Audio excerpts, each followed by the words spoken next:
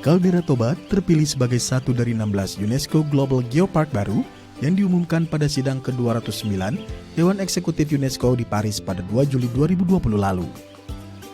Melalui penetapan ini, Indonesia dapat mengembangkan Geopark Caldera Toba melalui jaringan Global Geoparks Network dan Asia Pacific Geoparks Network, khususnya dalam kaitan pemberdayaan masyarakat lokal.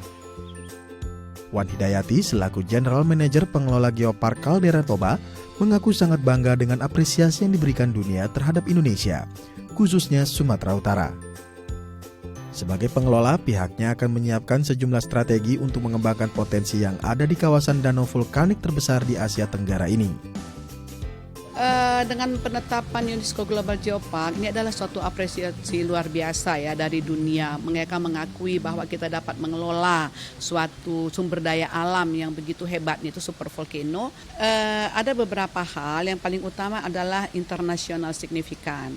Jadi mereka menilai bahwa kita punya potensi, yang saya membuat satu formulasi yaitu namanya 5 super, yaitu super volcano, super big volcanic lake, super beautiful landscape, super unique culture heritage, dan super unique biodiversity. Pertama sekali kita telah diakui. Nah, dengan pengakuan ini tentu saja promosi yang dilaksanakan seluruh dunia, kita tidak mengeluarkan lagi dana yang lebih besar ya, karena semua event-event website UNESCO kita ada di dalamnya dan kita diberi kesempatan mengisi space itu. Nah, selanjutnya adalah pasti saja investor akan bisa melirik ya bagaimana sih yang sudah diakui oleh UNESCO itu gitu ya. Nah, akhirnya dengan adanya pengakuan ini investor masuk, kemudian kesadaran dari masyarakat sendiri akan meningkat untuk konservasi, untuk edukasi, untuk pemberdayaan masyarakat. Setelah ditetapkan sebagai aset dunia, Badan Pengelola Geopark Caldera Toba telah menyiapkan sejumlah rencana aksi, meliputi perencanaan wilayah dan pariwisata geopark, pelindungan dan konservasi, pemberdayaan, pengembangan usaha masyarakat, serta pemantauan dan evaluasi terhadap pelaksanaan serta pengembangan kawasan geopark sebagai destinasi wisata dunia. Dalam waktu dekat ini yang pasti geosite itu ditata dulu. Karena kalau untuk pelestarian ada geokonservasi, ada eko untuk lingkungannya ya, ada juga revitalisasi untuk kebudayaannya. Nah, ini akan kita berdayakan dan kita akan membuat satu namanya strategi manajemen kemitraan.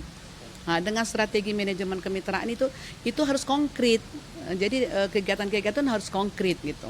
Nah, ini yang akan kita jadikan atraksi ya, memenuhi kriteria UNESCO yang ditetapkan.